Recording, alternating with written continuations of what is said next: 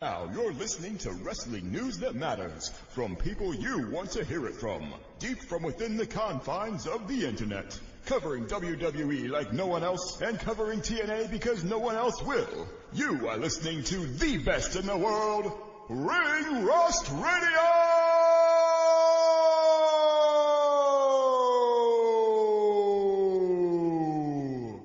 Brad Maddox.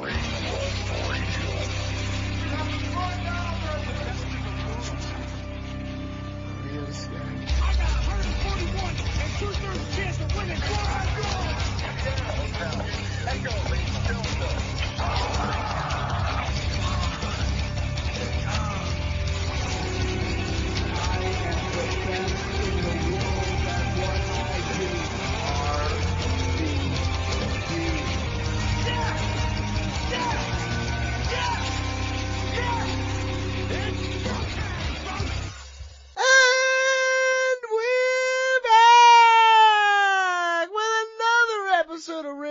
Radio, the best goddamn wrestling radio show on Spreaker, on the internet, in the whole goddamn universe, folks. Ha! John Cena's gone. Let's fucking go. The piece of shit coward can go make wishes all day long, and cause that's what he's good at, and he can say the fuck out of my face. I'm your host, most Donald Wood. I don't like John Cena. I'm fucking glad he's gone. He's a stain on the underwear of the wrestling world, and they're fucking getting bleached, baby. Mike Chiari, Brandon Galvin with me today.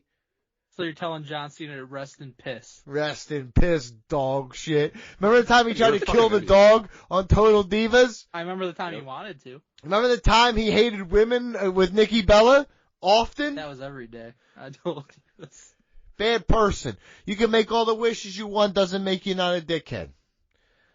John Cena, and can I say something? I know we'll get into it more, but that piece of shit coward smiling as he tapped out is one of the, and honestly, he fucking taps out the whole thing. He gives like a bow, like, yeah, I tapped out on purpose, y'all, it's just an act. Like, he can't even properly put it up. I can't right now, I can't. I think you don't understand what you saw. BJ, we got a schedule, man. We got a schedule, go ahead.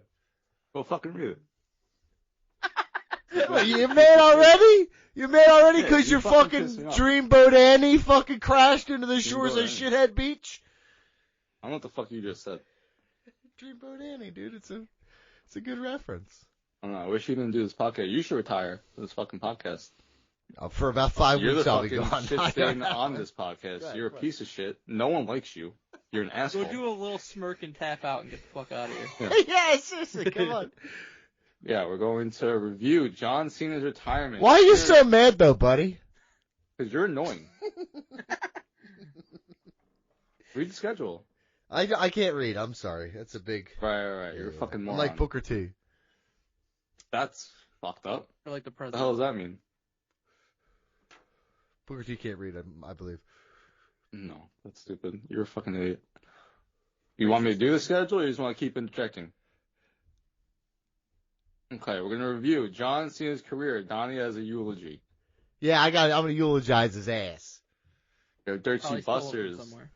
Donnie's a fucking coward, and he will leave for Dirt Sheet Busters because he is a piece of shit. Good. Yeah, fan emails. So much more. But here it says latest fantasy standings. Is that not part of it? Those are over. No. Oh, so that shouldn't be here? Wow, dude. Cool. Someone is mad as shit. You want to send the schedule? Actually, you know what? Mikey 2026, you can send the schedule. Mikey R, go ahead, baby boy. I'm good. Do you feel bad for BG because not only did his favorite of all time retire, but he also has to deal with Donald fucking Wood? It's a rough night for him. Guys, listen to our podcast and support us, please. Interact with us on Twitter at @RingRustRadio. Email us, be part of the show, ringrustradio@gmail.com. Buy our merchandise on ProWrestlingTees.com/RingRustRadio. So many great shirts, including Cut Your Dick! Again, maybe not going to make it for a Christmas present at this point. Most likely not. But how about a little New Year's present? A little Valentine's Day present for your loved one? I was going to say, maybe St. Patty's Day? Lorena Bobbitt would love a Cut Your Dick shirt. Holy shit, that's a great reference. That's 90s reference right there, baby. Thanks, man. Support us at patreon.com/RingRustRadio, where you can hear ad-free episodes, sign up for fantasy drafts and brackets. You can just watch wrestling-related movies and pay-per-views, and So much more. You can also check out Ring Rust Radio on YouTube for clips and Triple R Gaming. Mm-hmm. If you'd like to join in a gaming session, email ringrustradio@gmail.com. It's going to be awkward as shit tomorrow because me and BJ are gaming together. Emphasis Just on the you two? gay. Ming. Wow. Yep. Just you two? Nobody else? Oh, but there's going to be others, but they'll just be watching. They'll be in the cup chair. They're just cock chairs. We're just jamming it at fucking Rocket League or something. I don't even know. Nice. You ready to talk WWE? Sure. Coming for you, BJ. We're gonna put this all in order. From LW to Dark, we about to have a discussion about the one true sport. Who's selling the finish? Does this make sense in the art? Tell me who botched, who rocked, who's cashing in on the marks. These takes are uncut, man, they're pure and they're raw. Blow up like dynamite, have you smacked down on the floor. On a collision course with the number one source. Now let's head back to the ring for the latest report. Ring Rust. Yes, WWE and AEW talk. AEW was a superior product this week, gave the superior show. That's just the bottom line. Before we talk about Saturday night's main event, which is really just 3 mid-ass matches and then the main event, which was a longer mid-match, and also one of the most dumb shit endings I've ever seen in my entire life. Confirming how dumb you are right now. That's good to know. So many people agree with me. At least I've always been right. So many people agree with me. Anybody who does is incredibly dumb. But you see it though. You see that there's a large contingent of fans who think this. Yes, we see every day that there's morons in the world. Yes, I see a vocal minority of dumb people saying it wasn't a good finish. Saying it was good. You're right. I agree. But listen, I'm actually gonna let BJ go first now. Are you actually though, or are you just going to chime in every 2 words? You seem angry. I'm gonna be the bigger man here since you're obviously combative. And I'm gonna say this is your platform. I know he's your boy, Toy. Okay. He's Mike, yeah. But it's John Cena. BJ makes that noise for John Cena, but not because of Shawn Michaels. Hell yeah. Because he's finishing. So BJ, this is your platform first to talk about the moment. And then to talk, I guess, if you'd like to, about John Cena's final tour and it getting an F on the Bleacher Reports. Well, you gave an F on the Bleacher Report. Go check out that article, though. It helps us all. John Cena is one of my favorites of all time. I was, reading, watching about him in OVW, watching him on Manhunt on EPN before he was even on the main roster and everything. Shut up. I made you right. It was 2 words where I said shut up. See? There you go. I knew I'd get you on that one. I got muted, son. I'm pissed already. I thought the debut was amazing against Kurt Angle. It's one of the most iconic debuts in WWE history.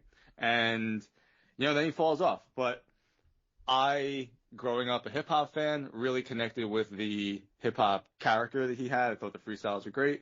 And they were very entertaining. I thought it was a great way to be able to talk a lot of smack about your opponents, and he did it in such an amazing way.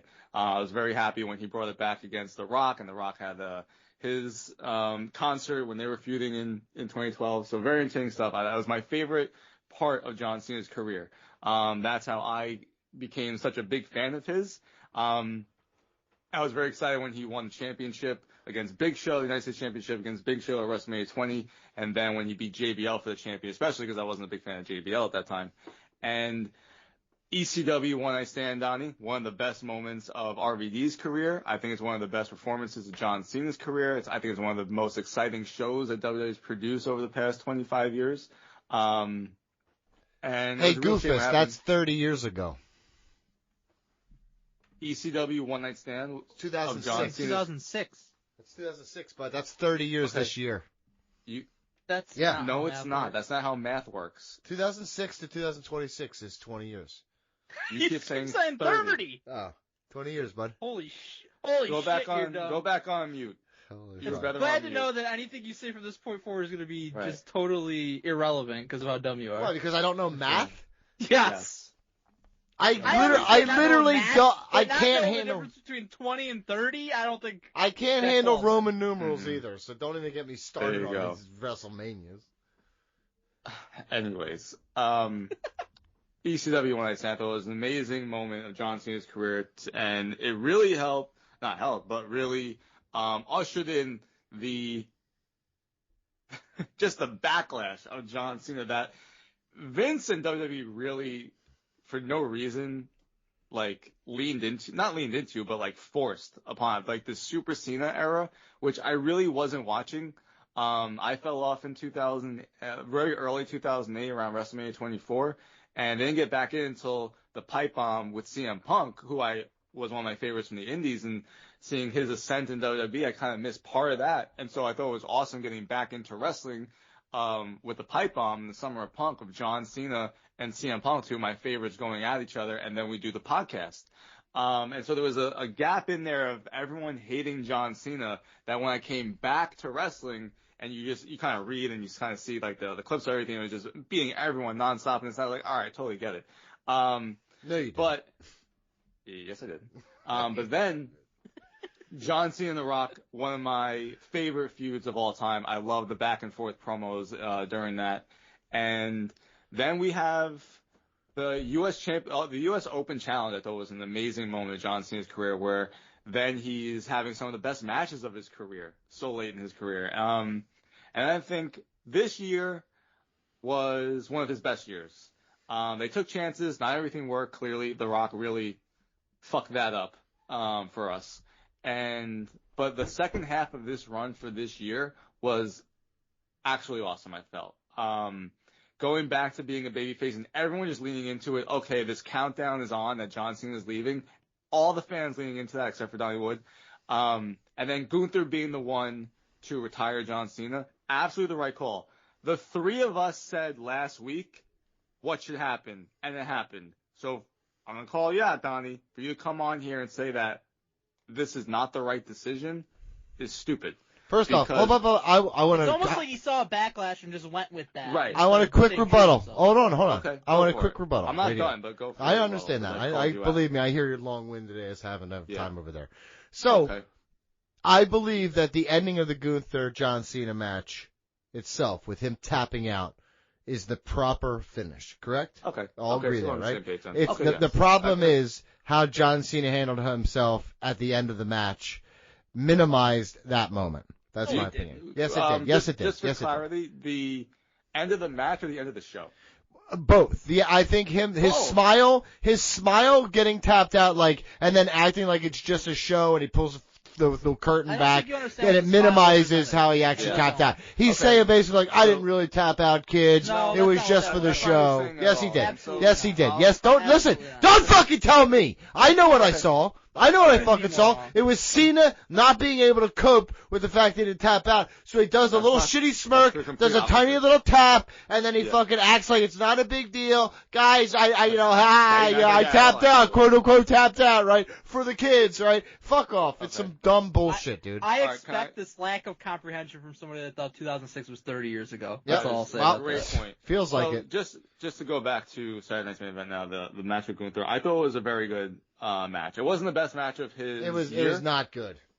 Okay, I disagree with that. I thought it was a very good match for someone's final match, and it wasn't the best match because I think that was against AJ Styles this year, but I think it's one of the best matches of the year for John Cena, and a great way to go out. The table spot was awesome. Gunther is one of the most believable wrestlers you will ever see. I thought it was we said this all last week, very fitting final match. You know you're going to get a good match. We got a great match as far as I'm concerned. Gunther retiring Goldberg and John Cena in the same year. You are a made man, and we fucking saw that play to a perfect T on Monday, because that to me, one of the greatest openings in Raw history.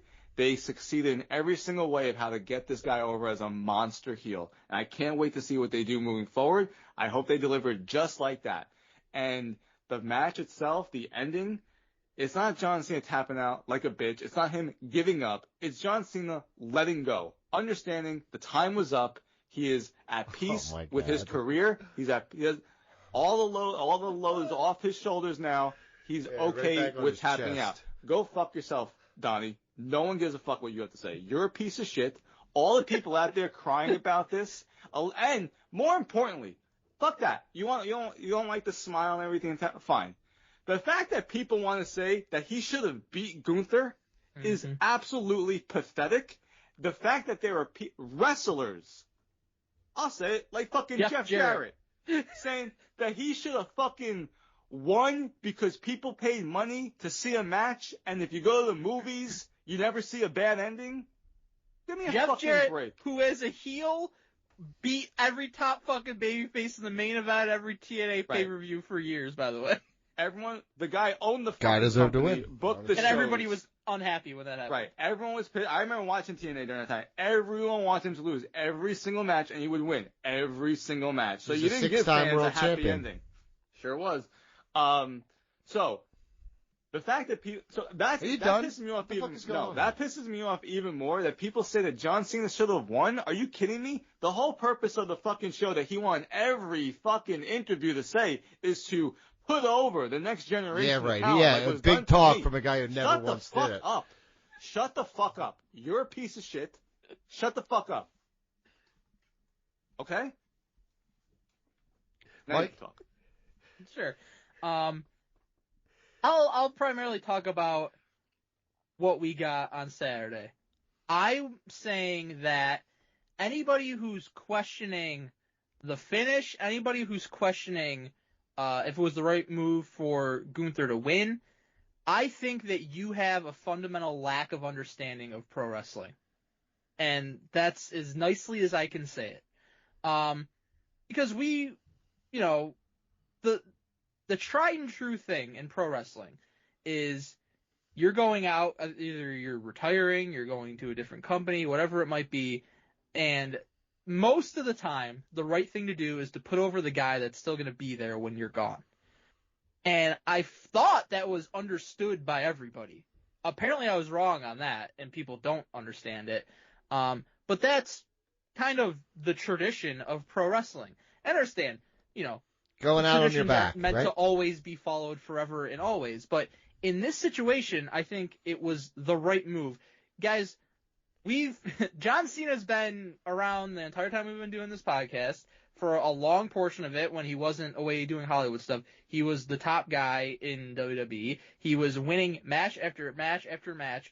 All three of us, even BG, who's a big John Cena fan, Absolutely. at certain times would say, shouldn't be winning this match, shouldn't be doing the Super Cena shit. Like, we want John Cena to lose. And even long before this podcast existed, I missed his initial rise because it kind of coincided with when I wasn't watching. I started picking back up a little bit in 2009, watching in 2010. I wasn't a John Cena fan.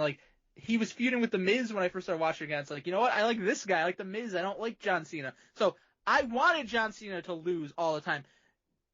Everybody wanted John Cena to lose. Everybody was chanting Cena sucks. Everybody's saying Super Cena. Everybody wants John Cena to lose. And then we get to the end of the line and people switch up and they want John Cena to win. It makes no fucking sense. You have this guy who over the course of 20 plus years built up more equity in his name than almost anybody in wrestling history. 17-time world champion. That's a record. Why would you have him go and have a match against somebody who is going to be there long after he's gone and then have him win? You accomplish absolutely nothing by doing that. What about Sting? I was actually going to bring that up. Very glad that you brought that up because these are two totally different situations. Sting didn't wrestle not even one singles match during his entire time in AEW. Okay, tag teams throughout, winning every match. Then you go to Sting and Darby versus the Young Bucks in his last match. Okay, the Young Bucks, they fucking are among the people that run the company. They gain nothing from beating Sting. They just don't. They're a tag team. They've been the same thing for fucking 15 years, whatever.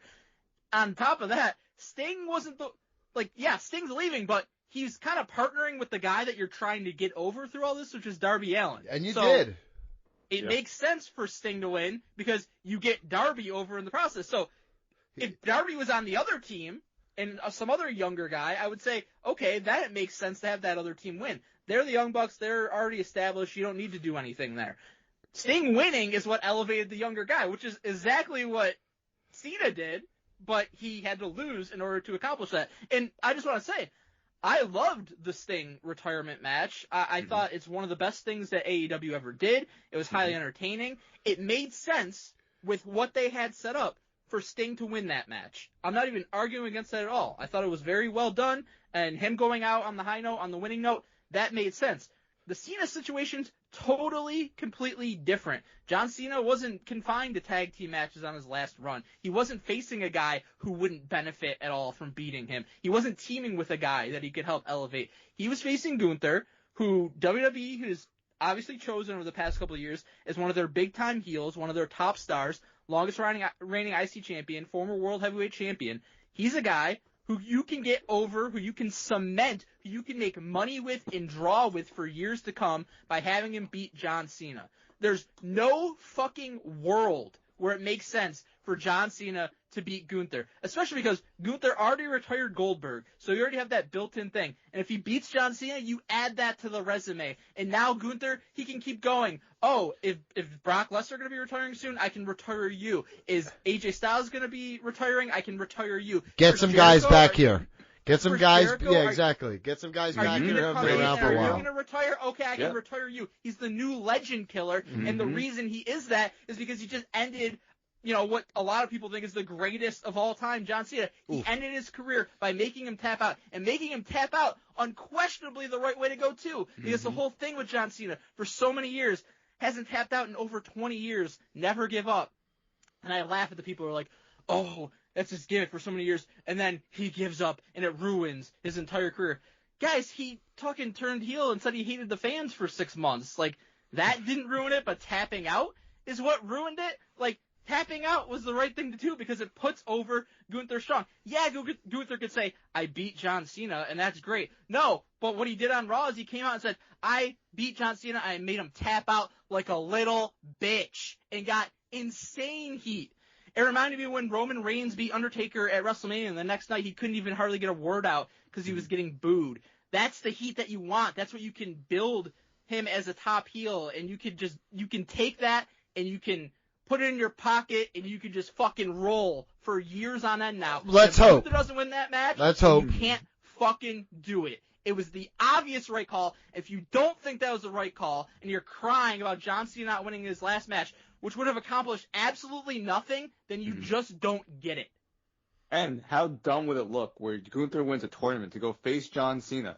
39-year-old Gunther, when your top heel is one of the biggest badasses you have in your company, can't beat 48-year-old John Cena in his last match? Give me a break. All right, two things.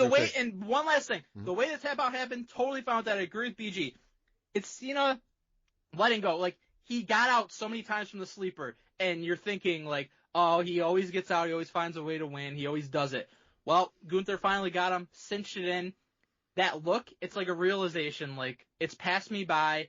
I'm done.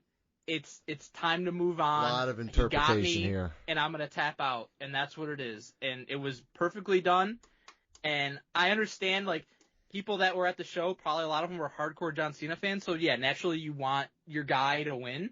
But they made it about themselves, essentially, which was what the pathetic part of it was, like, booing, fuck you to Triple H, and, like, it was so smarky. It was, like, embarrassing, like, booing the booking shut your of ass up. Oh, this higher... Fucking Okay. absolutely pathetic. It's pathetic that they did what they did. That's what happened. Realize that it fucking makes all the sense of the world and was the right move. Boo Gunther if you want, because that's what the desired result is. But to boo the booking, like, you're a fucking loser, and you need to get a life. It was dog shit. Number one, the whole thing here is Gunther better have some great follow-up, because this could be an Adam Page situation. Already did. Already did have a great follow-up. We'll see how it goes in the next couple months.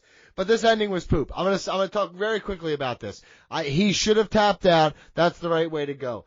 But in this moment, it felt like he did the smile, like, look, okay, you can interpret it however you want. I thought it minimized the look of the actual finish. Like, he wasn't really tapping out. He was like, okay, this is my bit. Oh no, like someone like a dad being choked out by his son, like, oh, you really got me on this one, right? And then he kind of bows to the crowd and like, it was all just a show, everybody. Don't worry about it. Triple H deserves to get booed. He probably was being booed for his booking of Carmelo Hayes, if I'm honest with you. But beyond that, again, poop ending, and I thought the ending of the show. I feel like they overdid it with John Cena's retirement because they felt bad since they fucked Goldberg over so hard with his end of his show. Goldberg over. So, I am not going to use my time to talk anymore about that. We all agree it was poop. So, I want to use my moment to eulogize. Amazing. I want to eulogize John Cena for a minute because he's going away now, right? I'm sure he'll What did show up from ChatGPT, time to time. give you? Say again? What did ChatGPT write for you? So first off, the first thing it said to me, it said he's a 16-time world champion. So this So it's already motherfucker, wrong this immediately. motherfucker, So the math is not mathing at Ring Rust Radio. not We're today. It's fucking not. silly. Not today. It's not. So ChatGPT needs to work on itself. But don't worry, I copy at it. The key with ChatGPT is you got to take the information and write it yourself in a nice, concise way and all that jazz. So here's the deal. Can I just say real quick? Sure. Bad look for AI if it doesn't know that it's the fucking 17th Yeah. time world champion. Can I be very honest with You you? can't trust it. If anyone's just sending in ChatGPT, they are failing. I mean it. It is dumb as shit a lot of the time. Listen, there's a time and a place for it. Believe me. This fucking shit is not finished product, okay? So we're not. That's good for us as in our careers, actually. That you Oh, it found is. out. Believe me. You can I can tell right away if a freelancer sending in an AI piece. I'm like, nope, not taking this. So, all right. I'm going to use my excited. platform quickly here. But please just let me have the floor for just a Can I moment. ask a question? real Let your quick? brother cook. Go ahead. How much did you inject into what they wrote, basically? Oh, no. I use ChatGPT. No, what you do is ChatGPT is a research tool. So what I did was okay. I went through and just wrote all the things that I could remember off the top of my head of him being a piece of shit burial machine, right?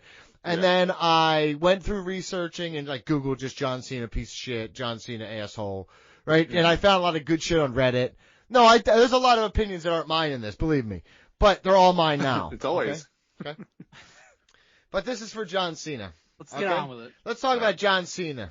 The only man to become a 17-time world champion using 5 moves, 1,000 shirts, and 1 painfully forced smile. That was ChatGPT. Yeah, there's no way you can write that. Okay, number 1. He is a piece of shit in terms of always being a winner.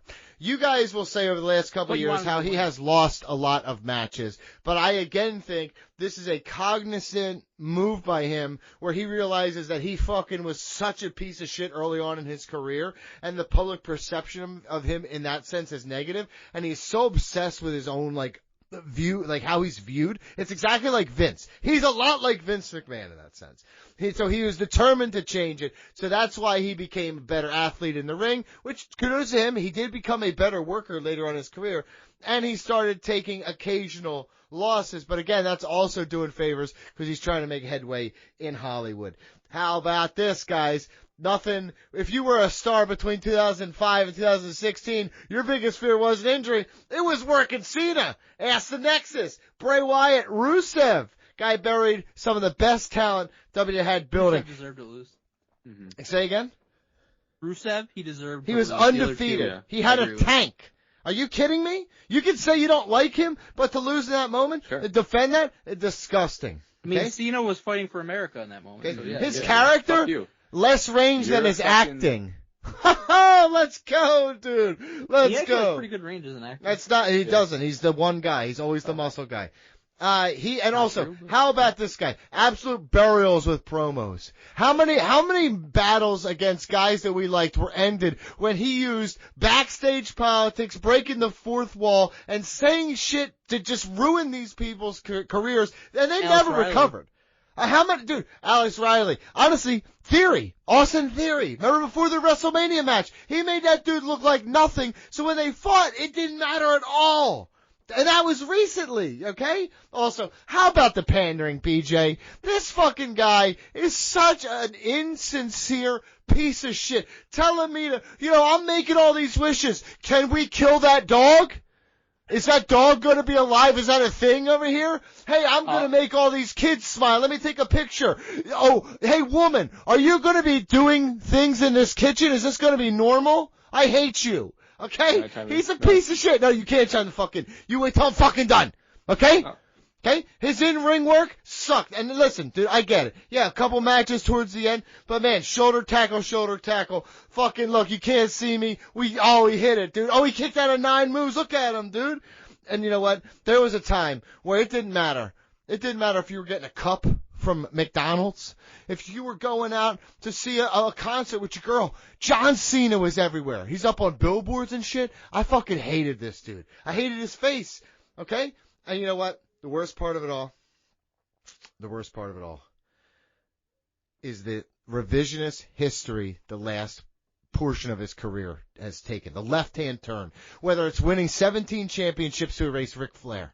Okay? Whether it's losing matches, especially at the end, and tapping out, so he can say, oh, they can never say I didn't tap out. They can never say that I didn't put a guy over. It's revisionist history. You spent your whole career being an absolute coward piece of shit, ruining careers. Yo, to the levels of Hulk Hogan, he was a piece of shit.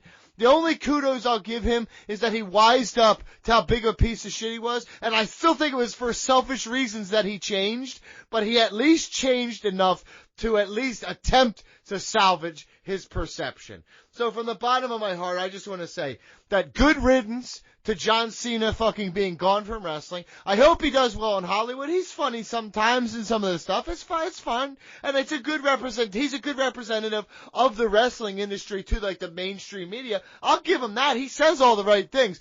But from the bottom of my heart, I fucking hated John Cena the wrestler. From the time I fucking seen him to the time I seen him walk out the door. And from the bottom of my heart, baby boys, I'm glad he's gone now. The floor is yours.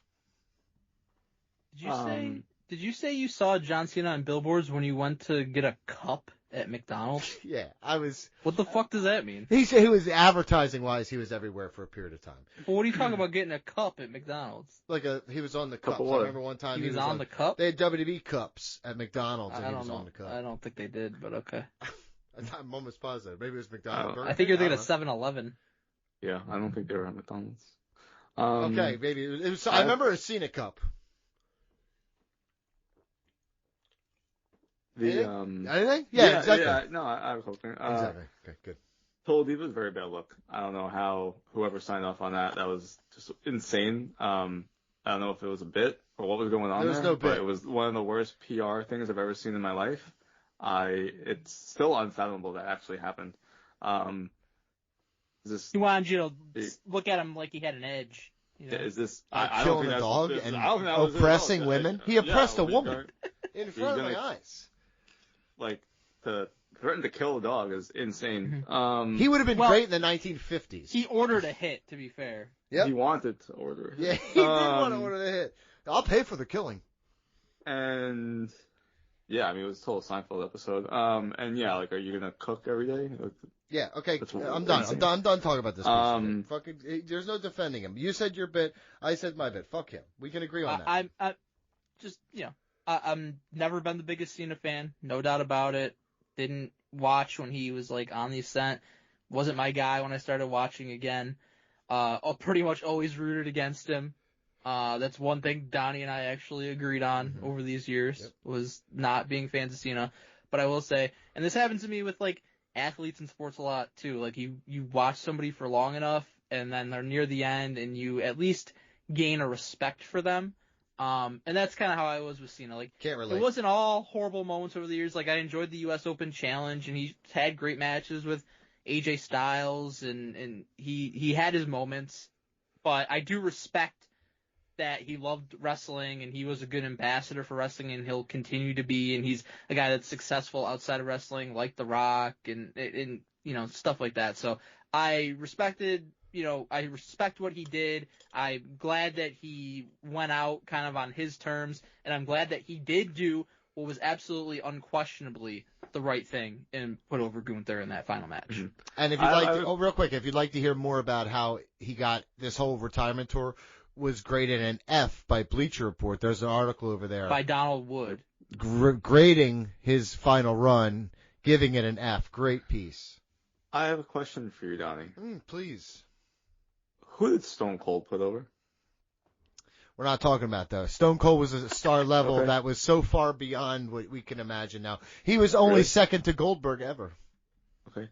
John Cena had the greatest run of all time for me as far as the longevity. In terms of what? The longevity. Undertaker is his career is far longer than his. I recognize that, but John Cena. Then what spectrum are we grading this on? It's one of the dumbest comments I've ever heard in my life. Like being on top? Like being on top. Hulk Hogan was on top longer. Not in WWE. And Hulk Hogan had the benefit of being able to turn heel. They refused to turn John Cena heel. He became this just horrible character. Did Bruno Sammartino not? He had Was he not a guy? Hogan on top was like 84 to 99, so that's not as long as Cena was on top. Cena wasn't on top for the last 5 years. From When was the last time he was fucking real champion? From 04 to like 15, 16? 17, 18? 18. So that's longer. Honestly, it wasn't good. Most of it's forgettable. Most of it's burials. It's not sustained. It's just because Vince WWE sucked during those years. So what are you dude. fucking arguing then? Because I'm saying he just because he was top dog, it was like Shawn Michaels being top dog in '96. You're top dog, but the fucking company nearly died. It sucked ass. Oh my God, the company sucked. When we started this show, WWE sucked ass, dude. And so. That means it was John Cena's fault that WWE sucked ass. They fucking were afloat, buddy.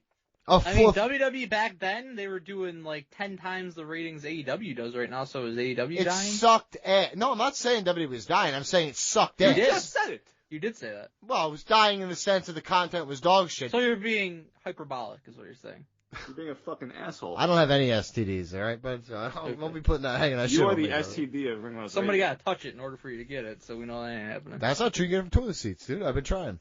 But John Cena had to be the face of the company of the worst fucking time period because of the fucking PG era. Couldn't do anything. Oh, shut the fuck up. He's the one who ushered it in because of him, dude. He ushered it. And then he got to break it every once in a while because Daddy said he could.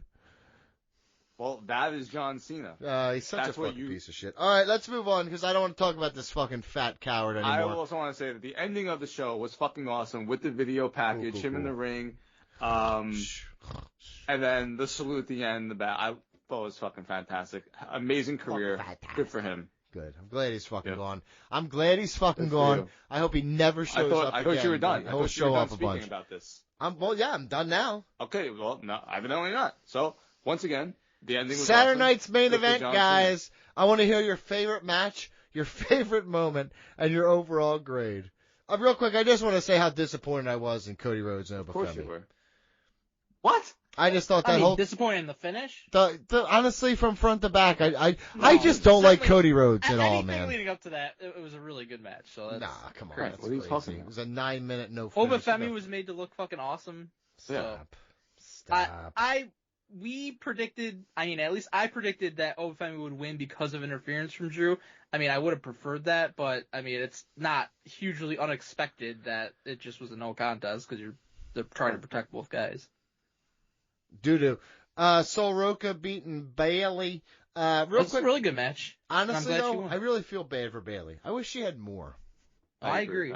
It just kills me sometimes. It's like, I understand. Listen, Sol Roca, fine. Like, good. She's going to be good. Like, that's honestly, that's a good talent. I'm investing money early on here. Mm-hmm. But Bailey, I feel like, fucking she just gets screwed over. One of the most mismanaged superstars in wrestling history at this point. Yeah. You know what else was fucking horrible and just killed me? The tag team match? No, Lyra's fucking outfit. Shirt. Yeah. We were trolling George asking why she's wearing her fucking PJs to the ring. It's horrible bizarre. Decision. Yeah. AJ Styles and Dragon Lee beat the Young Bucks Junior here. And it was way better than Young Bucks. This was nothing. What do you mean it was nothing? Nothing. This was fun. It was nothing. This was incredible. Nothing. And this is better than any of the tag team matches you cream your pants over. Cool. And then we the main event. Hold on. Sure. Before we move on from that, AJ slips on the Phenomenal Forum. 100%. Donnie, do you think it was on purpose? No. Or he did not mean to slip? No, he did not mean to slip, but he's real good at figuring out how to ad-lib. I think it was on purpose because I think he's gonna tie it into his retirement thing. Like I really do. I think it was by accident, but that is the storyline that's going to be moving forward. Listen, he's making lemons out of lemonade out of lemons. Mm-hmm. Lemonade. Good on. Do you know how lemonade's made or not? I heard the saying twice or two. And good on Leon Slater. Fairly new to the industry, but to capitalize on that, very good. You didn't hear AJ? He's like, "Come get me, boy." Very intrigued that AJ was the guy outside in the freezing cold with only a fucking t-shirt on, to wait for Gunther. Gunther wants to retire him. Yes, but also 100% that going to retire him. AJ didn't fucking. I wanted him to say something. I didn't want him to just almost like tail between his legs, like let Gunther. I don't know. I wanted. He didn't let nobody do nothing, dude. He just didn't say. I don't think anything. it was tail between his legs. He didn't run off, but he just. No, but it say felt it. like like he. Yeah, sometimes you gotta do that shit, dude. He's the champ. He just retired John Cena. Now he's got this reputation. Maybe he's gonna retire. He's just walk around, but like AJ, I'll retire your ass too. That's what it needs to be. I know he will. Exactly. If AJ's doing a retirement tour, Gunther's definitely, like I said, just start bringing, like Stevie Richards never had a formal retirement match. Bring him back. Have fucking Gunther retire him. You know what I mean? Like, anybody who hasn't had a formal retirement match, right? He just retire. Like if you're an old wrestler, just sign up here and we'll fucking retire you. I think it's gotta be a little bit higher up. Yeah. In the chain of Here's Nails. We got to retire. Never had a formal retirement match. Put him down. Gunther puts him down. That needs to be the gimmick. Mm-hmm.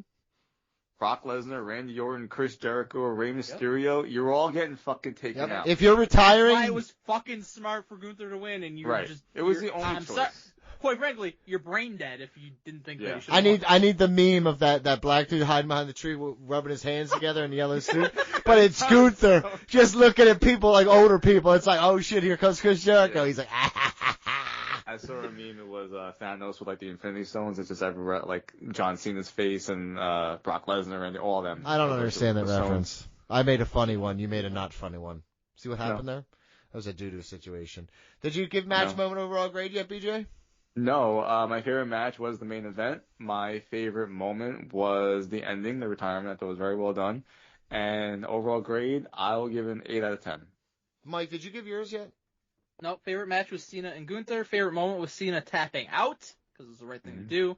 And I also give it an 8 out of 10. Favorite match is extremely hard to pick here. Don't care for any of them at all. I guess there would be Cody Rhodes and Obafemi. You just said it was terrible?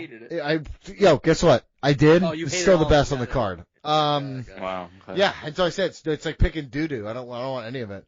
Moment was John Cena fucking walking away and just realizing that, I don't have to watch his dumb shit jeans shorts anymore. You should overall, take the shorts off in the ring. Someone shouted that. Holy shit, that's a good one. He just comes out there, he just folds his little shorts up. Let's just go. In his undies. He's fucking we watched Undertaker fake retire, and fucking remember that we watched Undertaker fake retire, and fucking lying piece of shit. That's why I have trust issues. But he's John Cena folding his jorts. No, Yokozuna is why you have trust issues, for being honest. That is true. That is true. That is a fucking piece of shit. What was your grade? 4 out of 10? 4 out of 10. For each match? Yeah. Before we move on one star per match. Yeah, before we move on from this, I do want to give them credit, though. Obafemi, in the past week that they announced this match, felt like a big star. From SmackDown to this show, I thought they did a great job presenting him. He felt like not just someone from NXT. Watching it, he felt like an equal to Cody Rhodes, who's the world fucking the WWE champion. I thought they did an amazing job with that. I really hope he comes to the main roster very soon.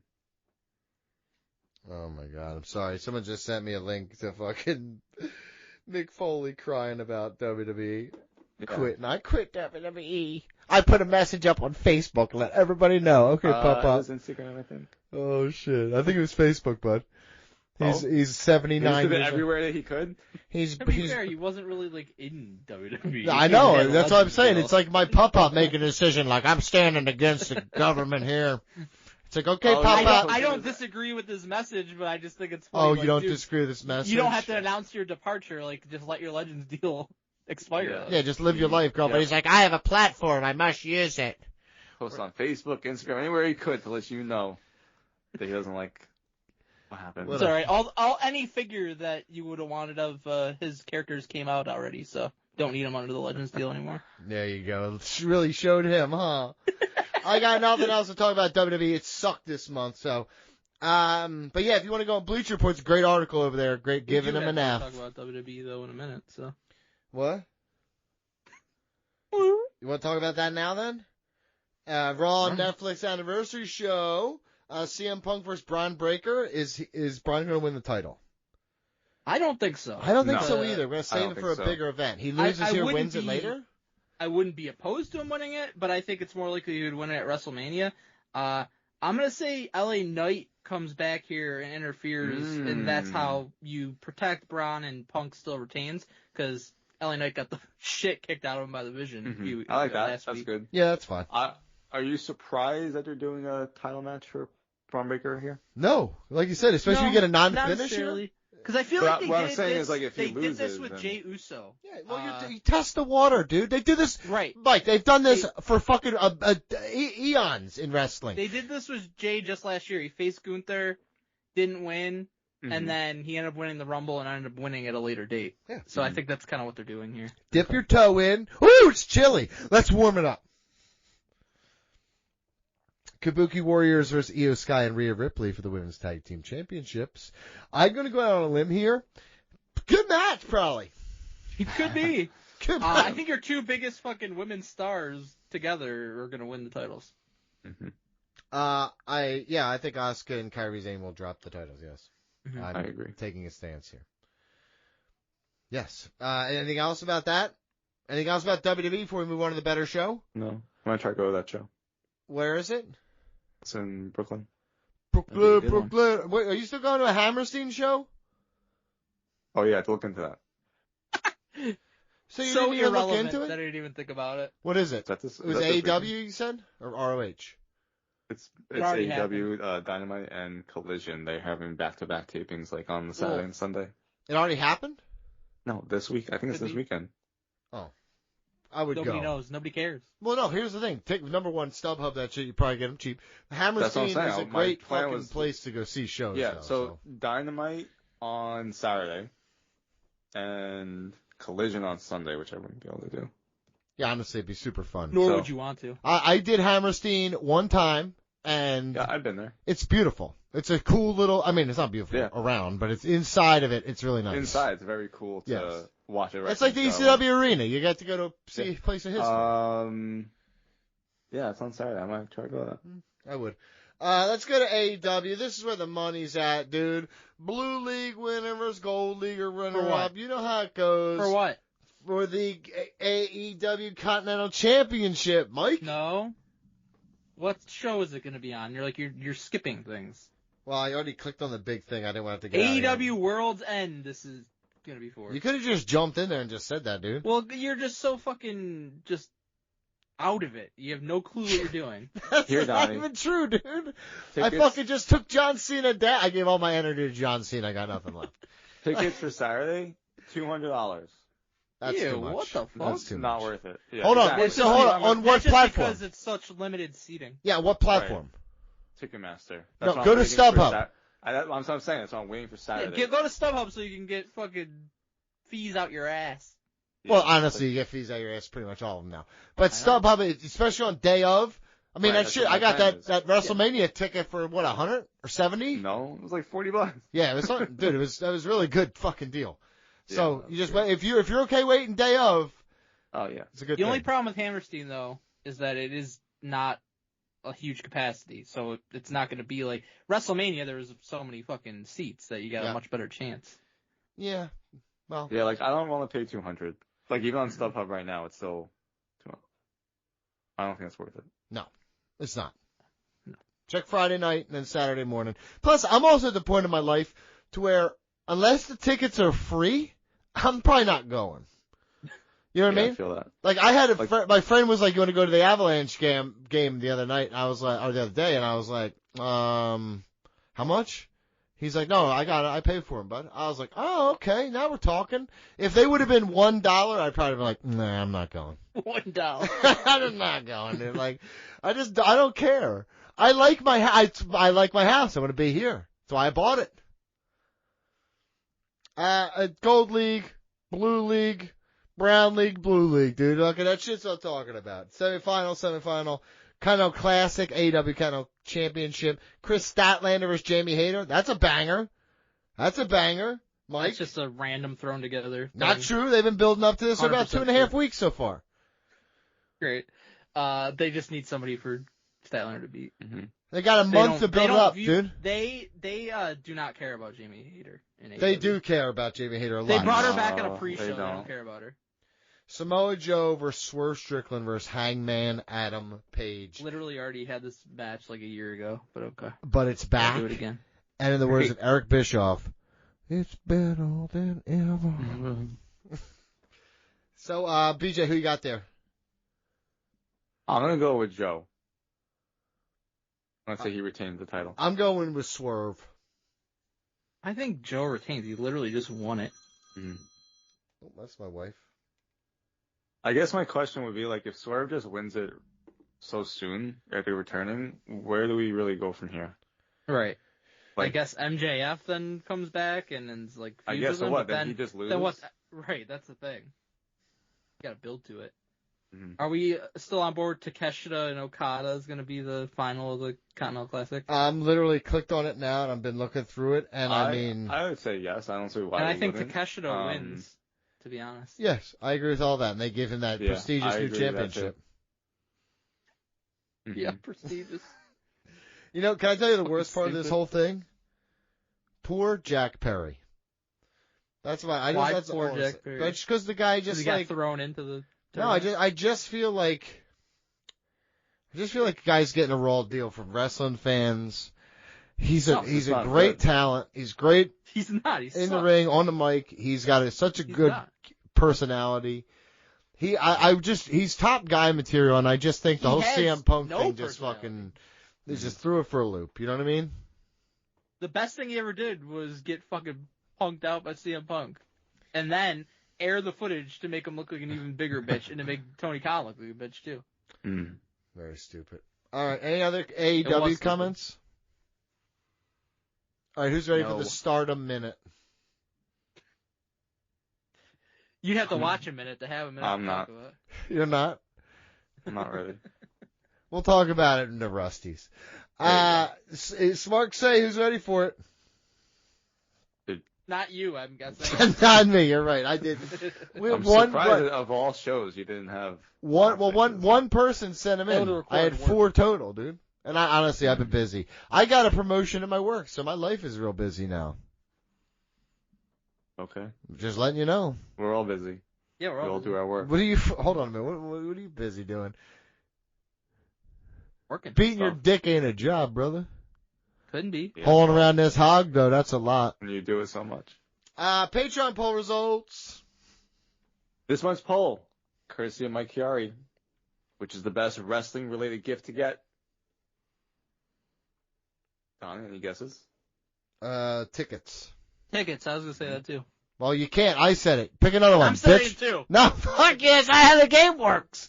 It's tied for first. There's 2 other things tied with it. Go ahead, Mike. If you can get one of the other 2, you belt? win the board. Yes, Mike is correct in that. What's the third one, Donnie? What did he say? I didn't even hear him.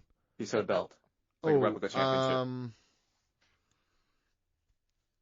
I'm gonna say. You want a hint? You want a hint? Yes, of course. George Cruz. T-shirts. There you That go. was gonna be my guess, dude, let's too. go. That would have been my guess, but I was like, it's just not equal to those other things. Yeah. No. In yeah. second place is action figures, tied for second place, and action figures and a DVD set, like a collection set, basically. A DVD set. Who fucking has that anymore? What are we talking about? Yeah. I mean, it's gonna be coming back, especially with the uncertainty of what WWE's library is gonna be like. Nathan Palmavin says Triple R shirts, obviously, and Alex Nick. Contreras. Alex Contreras says the best would be replica. He says replicate, but replica belt, tickets, a T-shirt, a hot dog, a soda, and a beer. I For made myself sad, I'll never get all $99.99. that. Dude, that's a good. It's like the Santa sacks. You get it's like 6 beers, 6 tickets, 6 hot dogs, 6 pucks for like $666 or something like that. I want the pretzel. Honestly, they do Remember have when killer we shared pretzels. that pretzel, WrestleMania 33, Donnie? No, I didn't get one. no. I remember when I saved you from Irishmen that were gonna beat your ass. That I didn't remember you happen. running That away. shit, Yeah, dude. you ran away. Holy shit! Tucked your tail and It's ran because away. I had to cry Ran for away to John watch Cena. John Cena propose to Nikki I had Bella to and, cry. I cried Oh, with some wow. Latino man who was fucking walking me to the thing. He's like, "You all right, sir?" I said, "This is super sad." We laughed. That's how you said it? Yeah, he loved it. He loved it, dude. He fucking loved it.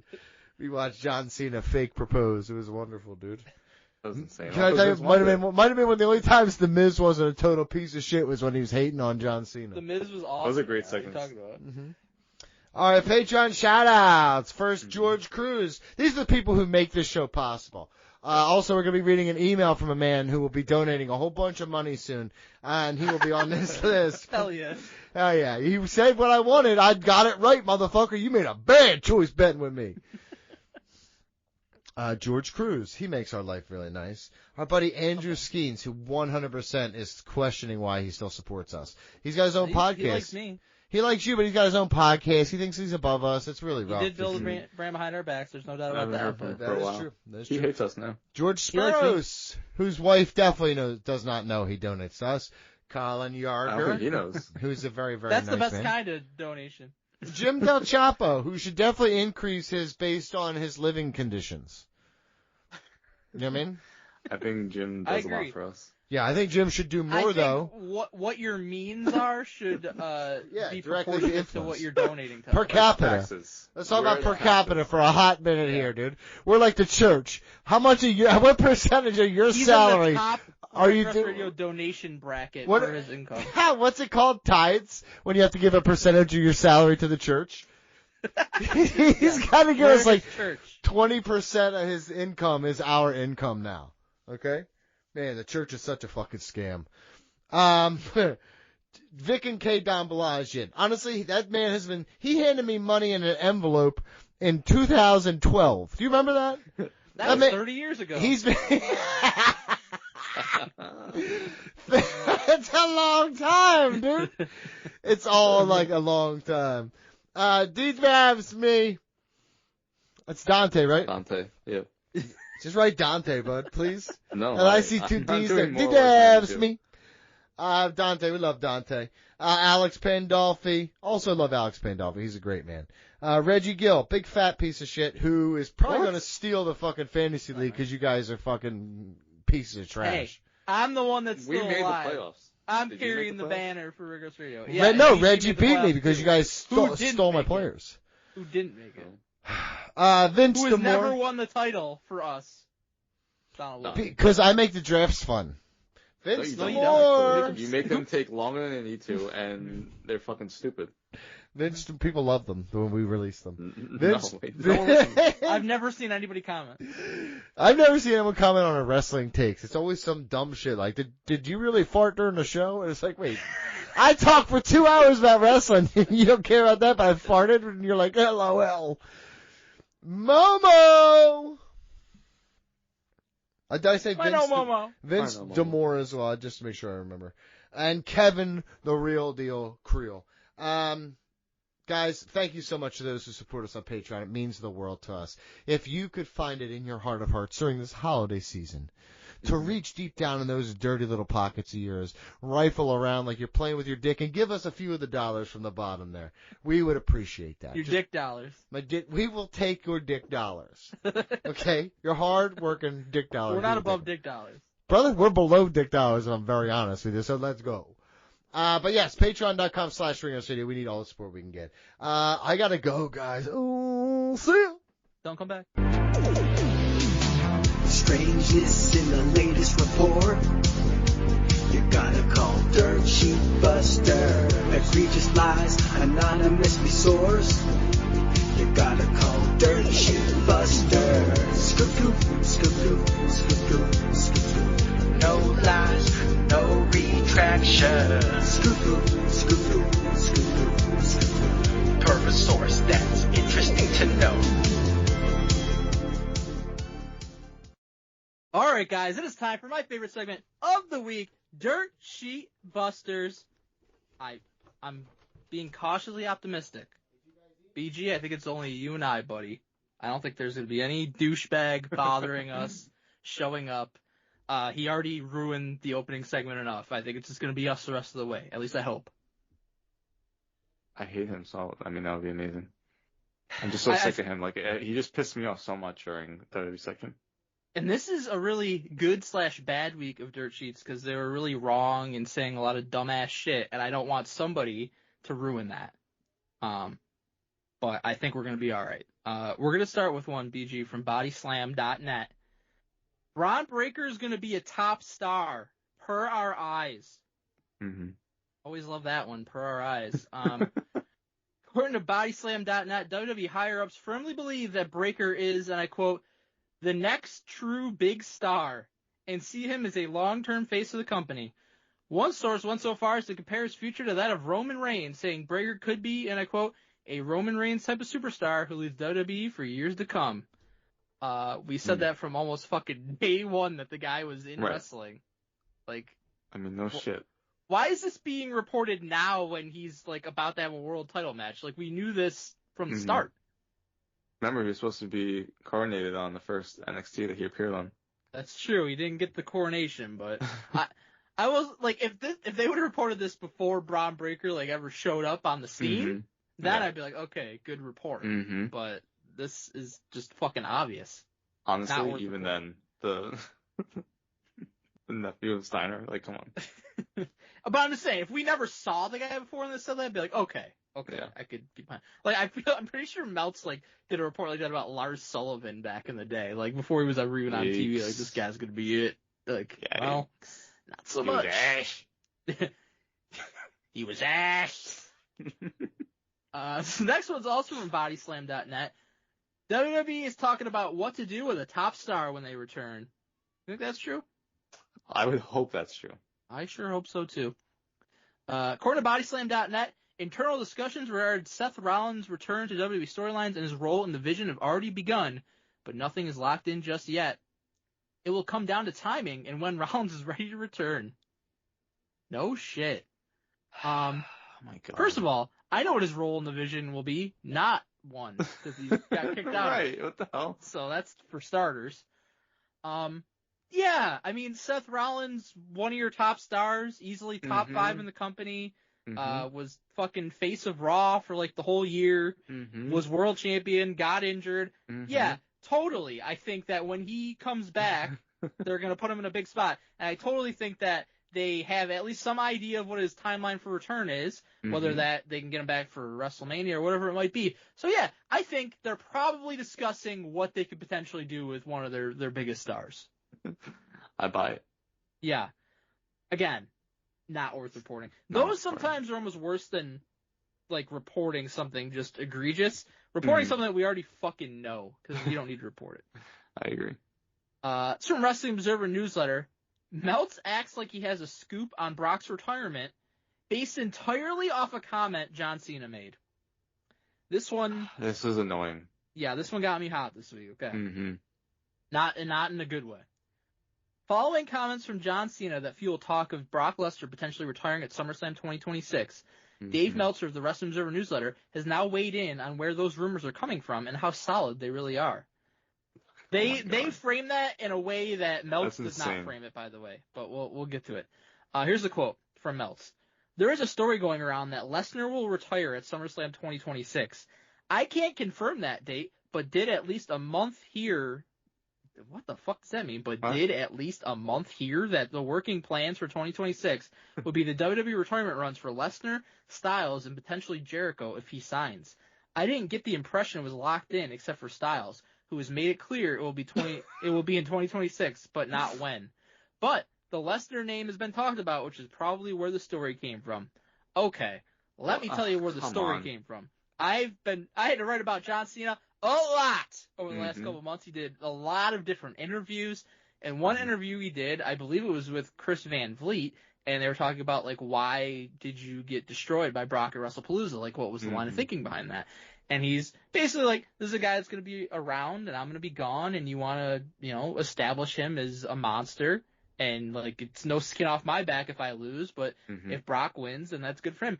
And he drops a little tidbit, and he's like, and Brock, when he rides off into the sunset, maybe in Minnesota, he says, which is then SummerSlam. blah, blah, blah, blah. And yes, Minnesota is where SummerSlam 2026 is going to be. So, the entire, impetus behind this story and this thought that Brock could retire at SummerSlam was from John Cena saying it in an interview, and then Meltz does this report, and says there's a story going around that Brock's going to retire. Mm-hmm. It's a name that's been talked about. That's probably where the story came from. Dave, you saw that Cena said it, Mm-hmm. and you're just acting like you have a scoop instead of just crediting where it really came from. What you could say is, John Cena said this, I asked around, I called some people, and here's what they said. Mm-hmm. But he can't do that because he has to pretend like he was in on the ground floor of this, which isn't the case at all. He's a piece of shit. I hate him. I hate him so much. Yep. I'm glad I don't have to hear from him for a month. But anyways, this is from Fightful Select. There were differing opinions on a booking decision. Do you believe that in wrestling? I absolutely believe that in wrestling. They even show us that on WWE Unreal. Crazy.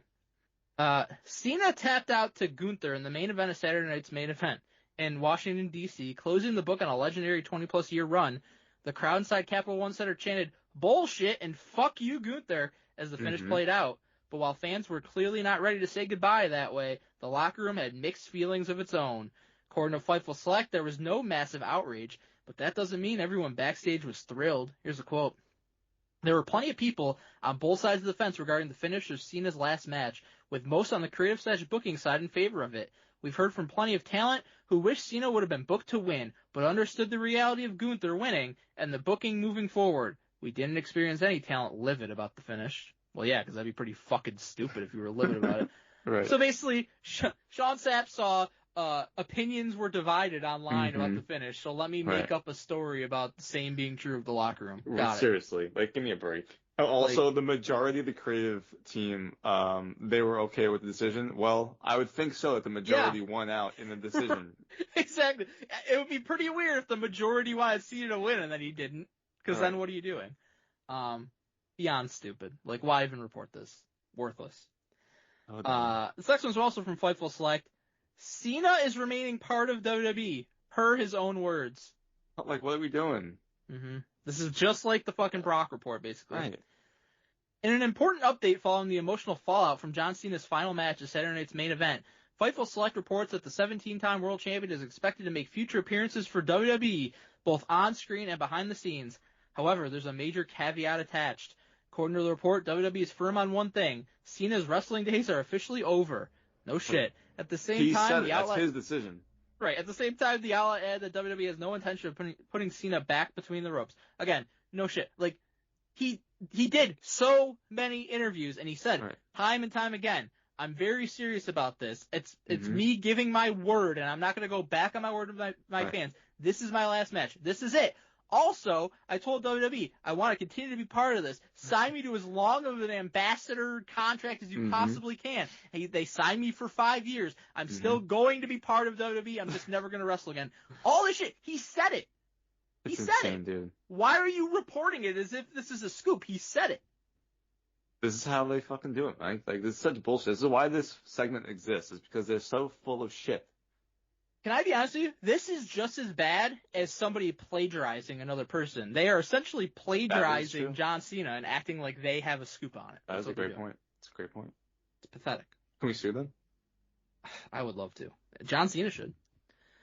You ready for the coup de grace? Double stop me. It's from Alv, one of the worst in the world. BG, wasn't it wild when John Cena's retirement match opened the show? Mike, one of the dumbest things I know we say it a lot.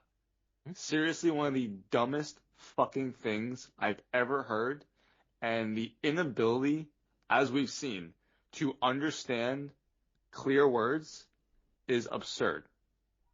Yep. Okay, so let's start with what the report is, and then we'll talk about the other specifics. Cena vs. Gunther is scheduled to open Saturday night's main event, Alvarez wrote. There is no set runtime for this latest edition, so everyone will get all the time they need. Right there. Even forgetting that, there is always a runtime in mind. Right. Give me a fucking break. Are you going to say they can just go forever? No, they can't. Right. They have to be out of the building at a certain time at the very least. Did you watch WWE Unreal where Bruce Pritchard was mad at Abyss? They went over 20 seconds. All right. So that's stupid in its own right. But saying Cena vs. Gunther was going to open the show, one of the dumbest fucking things I've ever heard. So let me break it down. Again, wrote a lot of Cena articles, saw a lot of interviews. John Cena on Jimmy Kimmel Live, okay? I watched them all. Yep. He was on Jimmy Kimmel Live, Mm-hmm. and he's having a discussion. And he says something like, because they asked him about, like, the retirement match, he's like, yeah, it's going to be me, and it's going to be, it's also going to feature a bunch of wrestlers from NXT, which is, like, the up-and-coming wrestlers, because I wanted to showcase the future. He's like, so I'm going to have my retirement match, and then you're going to have a bunch of NXT wrestlers on the show as well. Mm-hmm. And then Jimmy Kimmel's what he like... says is, sorry to jump in, but he says, like, and the rest of the show Right. is going to be featuring the upcoming talent. Right. So he says something like and then, or and the rest, and people are taking that as if he's speaking it like sequentially, like I'm going to have the first match and then this is going to happen. Right. But absolutely absurd. Which is dumb in its own right. But just watch for 30 more seconds, because Jimmy Kimmel's like, oh, are you doing this so you can go home early? And they're like, that's funny. And Cena's like, oh yeah, I'm normally in bed by that time, but I think I'm going to be going on last. This is 30 seconds after that. But the thing that made the rounds on the internet with like aggregators and shit was him saying the first thing and then reading into that and then ignoring the second part where he says he's going to go on last.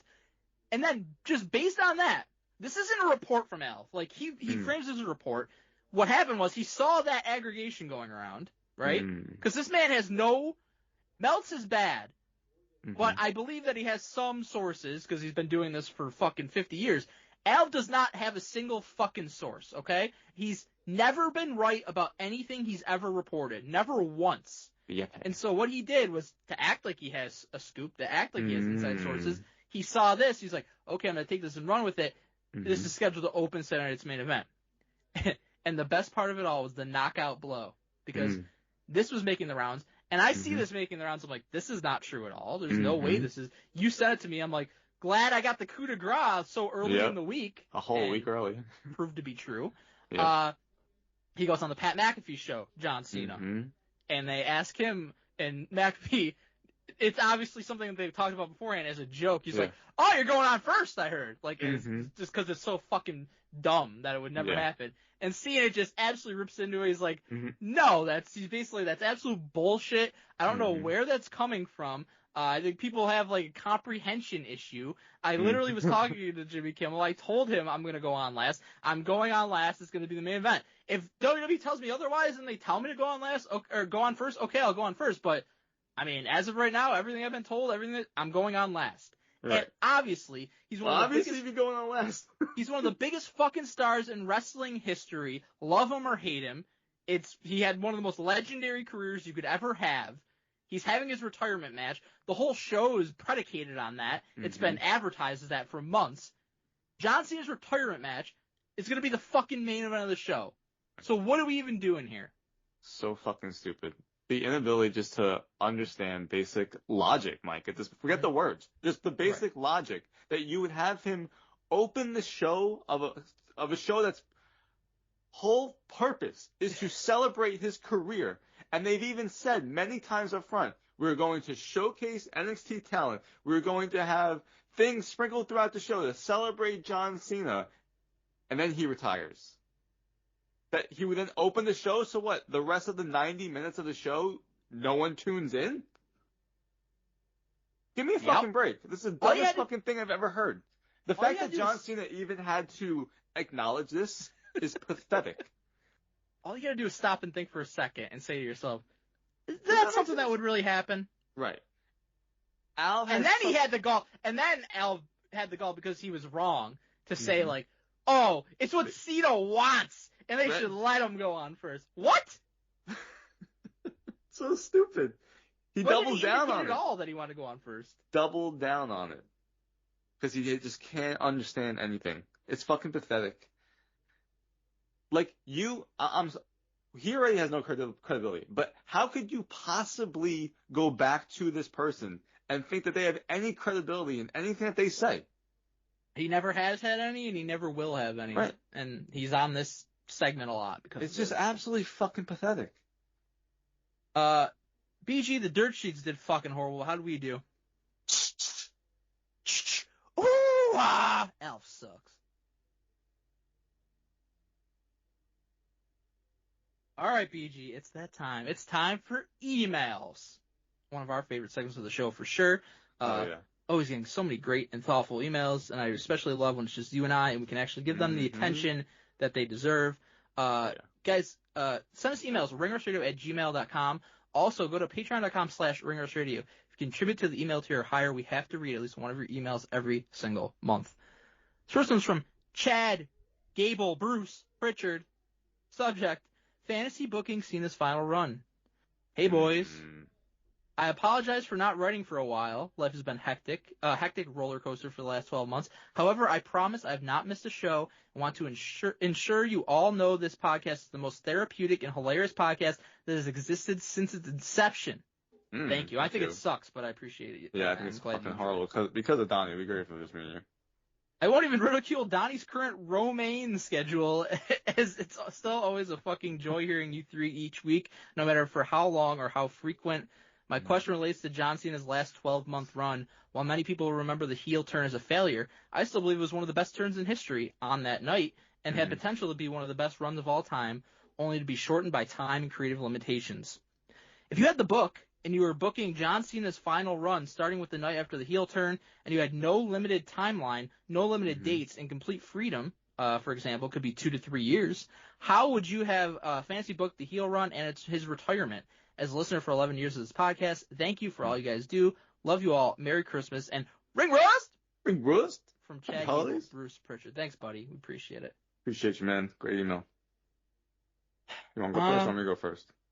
Well, I guess I could go first. And so I know he said you could have as long as you want, but I kind of try to stay in the framework where... I agree, because that's what Cena... This is his retirement, like he said. Right, it's what he wanted. This year. He wanted to retire at the end of 2025, so that's what I went with. So I agree. If I have full autonomy and anything I say goes within that framework, then the Raw after Elimination Chamber, The Rock is coming out with John Cena. Okay, that's the big. The Rock's absence is what ruined the whole thing. The Rock can say like Cody doesn't embody what it means to be WWE champion, so he orchestrated a plan for Cena to win the title and retire with it as the last real champion, which was part of what the storyline was already. Cena says he wants to follow in The Rock's footsteps, be the greatest WWE superstar turned Hollywood star of all time, because The Rock has these connections in Hollywood. He can make it happen, and that's why he decided to sell out. So he gives us an actual reason for why all this happened, which we never got, really. Yep. Cena beats Cody for the title at WrestleMania just as he did, but instead of Travis Scott helping him, The Rock interferes, helps him win. Yep. Then I think the next few months can be pretty much as they were. Cena beating Orton, Cena beating Punk. I think that was all fine. Don't think you need to change that. Night of Champions, Cena, he held back when he had the chance to beat Punk by cheating, if you remember. And also, on that same show, Cody was kind of heelish against Randy. He sure was. I would make those two things mean something. So I'd play up a change in both of their attitudes leading up to SummerSlam. The Rock interferes in their SummerSlam title match, but instead of helping Cena, he swerves the fans and helps Cody win back the title. Okay? So then it's Cody with The Rock, and Cena's back to being a babyface. Brock comes back after the match like he did. You wonder, is he going to help John Cena during this post-match beatdown? No, he takes out Cena. Instead, he joins forces with The Rock and Cody. So you have this new super heel faction. Brock kills Cena at WrestlePalooza pretty much as he did. We get to Survivor Series. We do War Games with a Cena-led team against a Rock, Cody, and Brock-led team. Cena gets the win by pinning The Rock, leading to The Rock versus John Cena thrice in a lifetime, Saturday night's main event, Cena's last match. Cena wins, and somehow Meltz, Alv, and all the people of their ilk still find a way to complain. That's very funny. I like it. Thank you. It's funny. I have a lot of similarities. So I thought the heel turn was, I agree with you again about Cena. He wanted to retire this year. It's a physical thing, limitations to getting older and everything, the athleticism, and he gave us his all this year. And so I'm honoring that he wanted to go out on December 13th. So the heel turn was also an Elimination Chamber. The immediate aftermath, as we know, was horrible, with him blaming the fans out of nowhere for their reaction to him over 20 years. They never addressed The Rock. Even if The Rock was going to show up, it was important to tell the story of Cena selling his soul to The Rock to gain an edge. I think they could have leaned into their Hollywood roles, being egomaniacs now flaunting their stardom and their money. Cena does all the vintage heel shit, which he would do during matches and was effective, actually, during that run. But he needed to lean into it with the promos. And I think it would have been cool to throw in a screw job or two. For example, maybe in one of the first title defenses, there's like a brand new referee that we haven't seen before, and they do a screw job angle. We find out that Cena and The Rock paid off the referee. They definitely could have done some Instagram or pre-tape promos with Cena and The Rock over the course of months. And since Cena publicly said that he offered to do more dates than WWE wanted, I would definitely have had him at every Raw or SmackDown, plus every PLE, so they can maximize the heel promo matches. So if he were to stay heel, it would have been cool for him to do what he said, and to me, win his final match as champion, which then leads to the Rumble being for the title, which they've done in the past. Yeah. So I have mapped out all the PLE matches if he stayed heel. WrestleMania, he wins number 17 from Cody. The next night on Raw, he announces that he won't give out any rematches to losers, so they know that each title match is against somebody new. Fuck you, Cody. Exactly. I agree with you. I think for the first few months, they actually pretty much nailed the opponents for him. Right. So Backlash, since it was in St. Louis, Orton was perfect. Saturday night's main event against R-Truth, that was great. I would have switched this up. Money in the Bank, I would do against LA Knight because it was in LA. Night of Champions, if you can keep the same with CM Punk. Then they had Saturday night's main event. I would do Jey Uso. That leans into Roman against Cena at SummerSlam. Okay. Brock comes back, and what annoyed me about Brock was they had a PLE between WrestlePalooza and SummerSlam, which was Clash in Paris. I would do Brock in Paris against John Cena. WrestlePalooza, big ESPN thing, we want an awesome match. We're going to go with AJ Styles. At Crown Jewel, Sami Zayn, big underdog babyface. Then we have a Saturday night's main event. I want to be able to put someone over in the sense of, all right, they're a younger star, someone that we see a lot of potential in, and also a throwback to Cena's career, Carmelo Hayes and The Miz in a triple threat with Cena. That continues the storyline of Melo breaking away from The Miz getting pissed, and he's able to like snake his way into the match to make it a triple threat. I would have liked it. Survivor Series was in San Diego. Ray seemed healthy enough. I'm going with Cena against Rey Mysterio. Call back for two legends. So now it all comes down to the final match. Roman Reigns, Cody Rhodes, Brock Lesnar, CM Punk, and Randy Orton. The storyline heading in, Aldis and Pierce agree they can't have Cena leave with the title, and they managed to get the no rematch clause overturned. They enlist their top stars to try to get the title from Cena, but since everybody hates each other, it's an elimination chamber match, just like where the heel turn started, and Cena wins and goes away with the championship. Rumble 2026 is for the title. Okay. Who wins the Rumble? That's a good question, Mike. We'll see. I personally would love. I think Roman wins the Rumble this year. I could see LA Knight winning it, but I think with all the rumors that are going around and just like how Roman kind of saying like he's not exactly full in on being in Hollywood, I think 2026 we get more Roman. And so I'm going to say that Roman wins the Rumble. Yeah. I think it's got to be Roman, or if Braun Breaker's not win the world title from Punk, I could see Roman, that. I would say. Yeah. You know, I think it would be awesome for Obafemi to win it. I don't think that happens, though. I think we're still like a year or two away from that happening. But my early pick would say that Roman is the favorite. Yeah. Good. That's fun to know. Good ideas for that. I think we both had ideas where if they could have made these tweaks and stuff, it could have been viewed a lot differently. But it came down to The Rock. It's unfortunate that that's how it happened. And I don't know why he said that. Like he felt like he needed to put the spotlight on Cena and Cody. It's like, dude, you were a huge part of the reason it happened. Like you had to tell that story. Just a true cop out of an answer. Yeah, I think that was so bullshit. Weird. I love The Rock, but that was such a bullshit answer. Next email comes from Chad Gable Bruce Pritchard. Again. Subject is WrestleMania 42 prediction bet. In parentheses, late. It was. I was wondering why you never read my email after WrestleMania 41 regarding the annual night after SummerSlam predictions last year, and realized after the last podcast I had sent the results to the fucking wrong email address. Below are the results of our predictions for WrestleMania 41 after SummerSlam 2024. Unfortunately, and it pains me to say, I tied with Donnie with one correct. That's a pathetic effort by us. Yeah. However, since he only half-assed predicted 5 matches and one turned out to be the main event, I'm graciously going to give him the win for the WrestleMania 41 predictions last year. Wow. Therefore, Donnie, who's not even here, you get to choose what I do as a one-off on Patreon leading up to WrestleMania.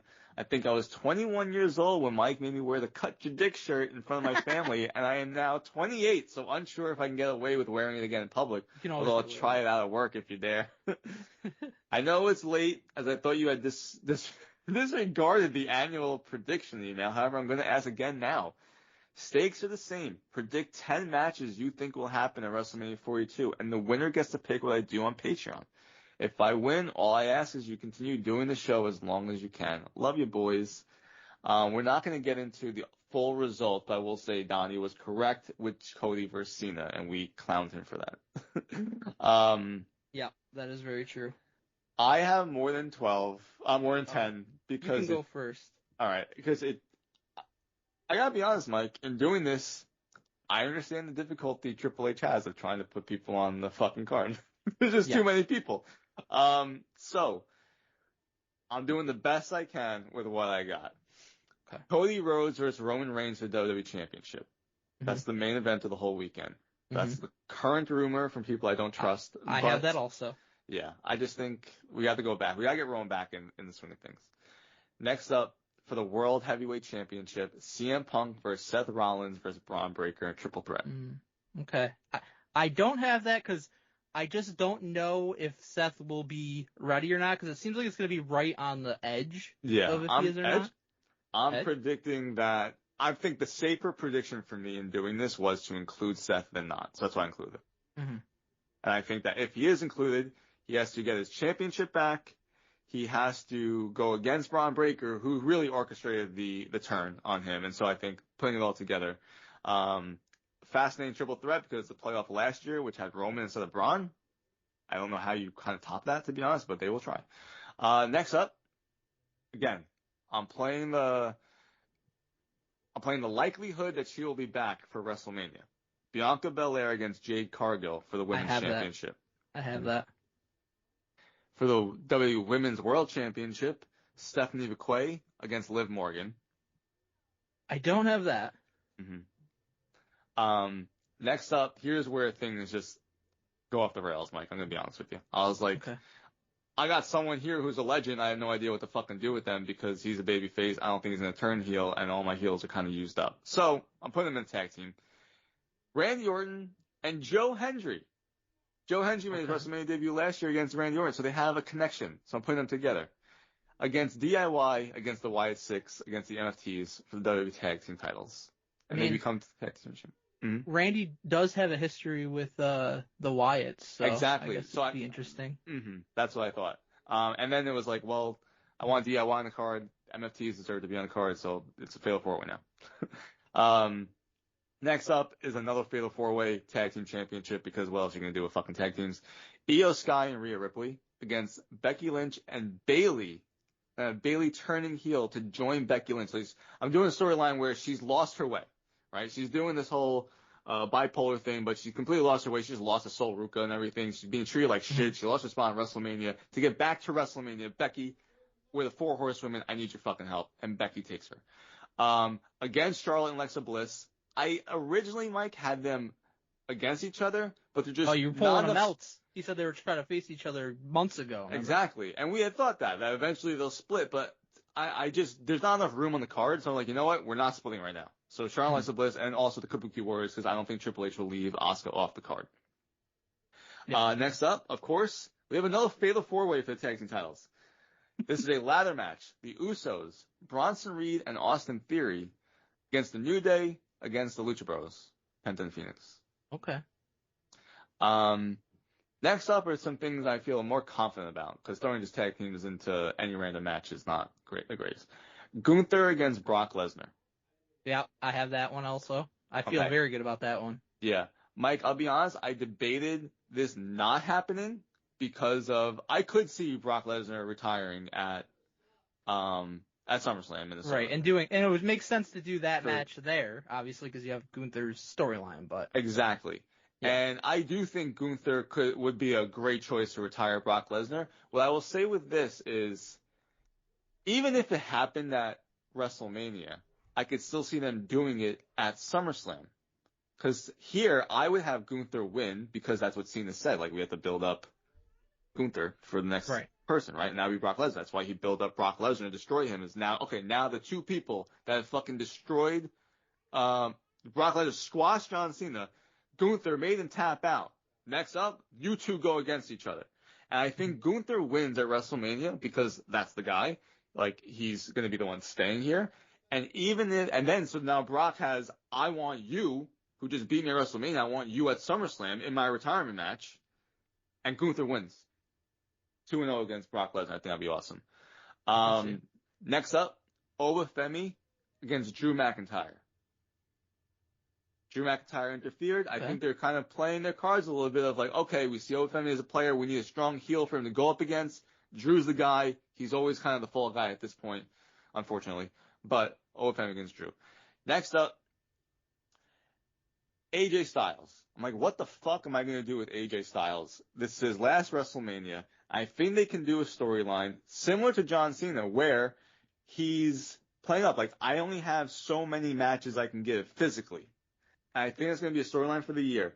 Who's one of the best up-and-coming guys to put my skills against? Javon Evans. Ooh, and it's not a heel versus face thing. It's just purely, you're the next guy. I respect you. They had the tag team match at Saturday Night's Main Event. Let's put Javon Evans on the map here and give him a huge match. Even if he lost against AJ, still a huge spot. Mike, I will say, I originally thought maybe instead of the Lucha Bros in that ladder match, you have Javon Evans and Leon Slater. But by the time I got to AJ Styles, I was like, I need something where I really want to showcase this. And Javon Evans in a showcase match against AJ Styles, I think that would do it. Then you have LA Knight. And I was like, man, what the fuck am I going to do with LA Knight? One of the most over guys on the fucking roster. I put him against Logan Paul, which we've seen before, but I don't know what else to fucking do with either of them at this point, to be honest. Yeah. I know. I struggle with that too. Yep. And then finally, I do think he comes back for a final run. And that's Chris Jericho. So I was looking at the roster. I'm like, all right, Chris Jericho. Oh, also for AJ Styles, I was thinking about Finn Balor. Little Bullet Club Explodes kind of thing. They had Finn against Edge, that Triple H book. I foresaw it being a similar thing, but I was like, you know what? Let's put Javon Evans on the map. So now I need to find a spot for Finn Balor, Triple H guy, Dominic Mysterio, one of the fucking greatest heels in the world right now. What are we going to do? I thought maybe Dom against Chris Jericho, but we also thought it was going to be Dom against Rey in San Diego. So I'm thinking like maybe they want to do Dom and Rey Mysterio at WrestleMania, but we've seen that at WrestleMania. So Chris Jericho comes back. He's older at this point. To put him in a singles match might not be the best thing. Let's have him and Rey team against Dom and Finn Balor. Okay. That's my card. Okay. That's a lot to digest. Yes, it is a lot. I don't have as many because, you know, I usually do like a bunch of like the multi-man tag team matches. It never works out because you have to have like the exact amount. So I didn't even bother with that. But here's what I've got at baseline. Okay. Got Roman versus Cody. Yeah. We agree Can I on ask you a question? Is that the match that you want to see right now? Roman versus Cody? Yeah. Like, if you're looking at the whole roster and everything, it's like, okay, we can do Roman against Cody for the third time at WrestleMania, have the trilogy. Does that excite you as much as Roman against someone else and Cody against someone else? Honestly, Cody against anybody right now doesn't excite me that much because I just don't feel like his title reign's been entertaining for the most part. Yeah. Roman versus Punk, I think, excites me a lot more. Yes, I agree. But I think they're going to go Roman versus Cody. And here's where I'll be fine if they go Roman versus Cody. Give me full babyface Roman and heel Cody. Go heel on Cody, and then I think I would be very interested in it. Do you think they actually do that, though? I don't think they do it. I think they just go face versus face. I think if Roman's going to win the title, maybe they do, because like then you're basically saying, like, this is our guy that we're going to go with as the babyface, you know what I mean? So... Do you think I think they got to do something with Cody to make him more interesting than what they do. But here's another question though: do you think that because Cody's talked about this, that he doesn't feel like he can turn heel at this point? Yeah. And do you? He think also lies a lot. He absolutely does. He's a pathological liar. But that's the business, right? And we just saw John Cena turn heel and it really didn't work.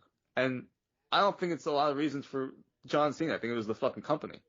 Yeah. And if you're Cody Rhodes and you're looking at it, it's like, do you sign off? Like, John Cena has said so many things at this point, whether you want to believe him or not, that he's just like, well, all right, let's fucking do it, right? I don't know if Cody's that guy, to be honest. I think Cody's too much of a mark for the business, which I respect also. But it's like, I think he would look at what just happened with John Cena and be like, you know what? I don't think that's the right thing to do.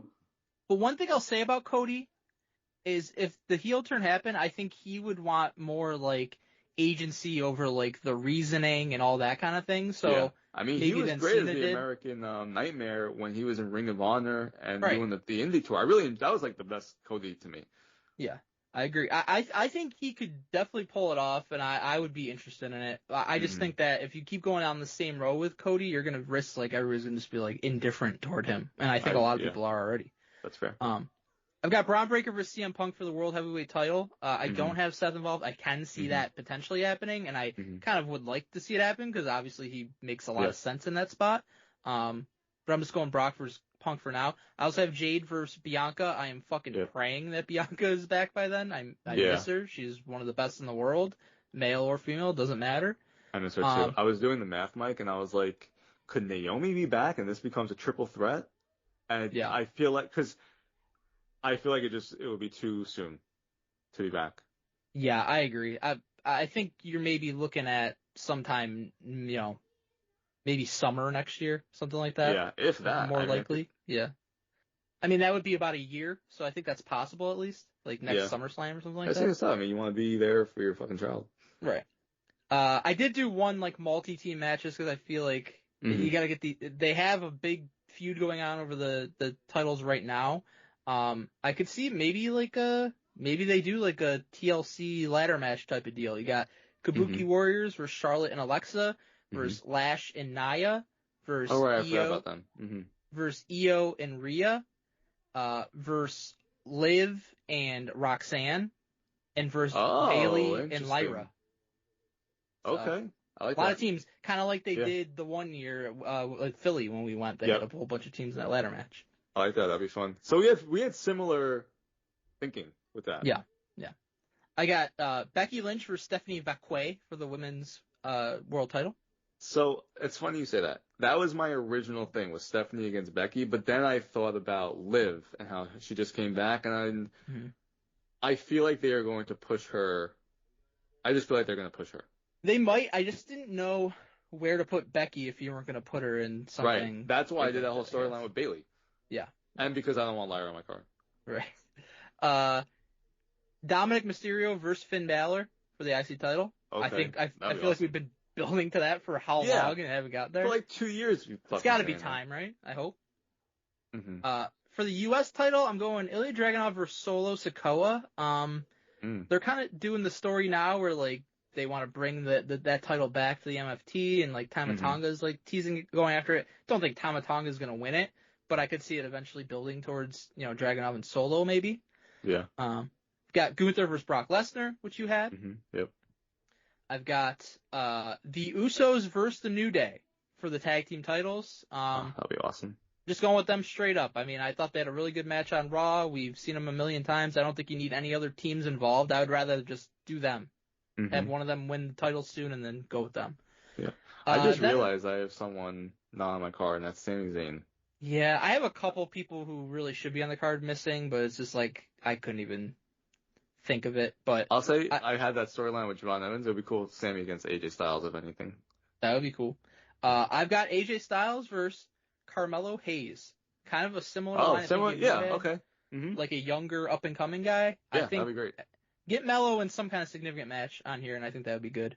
And then I agree with you on Jericho. I think he's coming back. I think he's going to have a match on here. I kind of got to the point where it's like two old vets. I don't know what to do with them. Maybe have them have a match against each other. Jericho versus Randy Orton. They have I thought about that also. Do you think they're both faces? Because that was my thing. Was I think Chris Jericho comes back, and after everything just happened with John Cena, I don't think people boo him. I don't think people want to boo Randy Orton.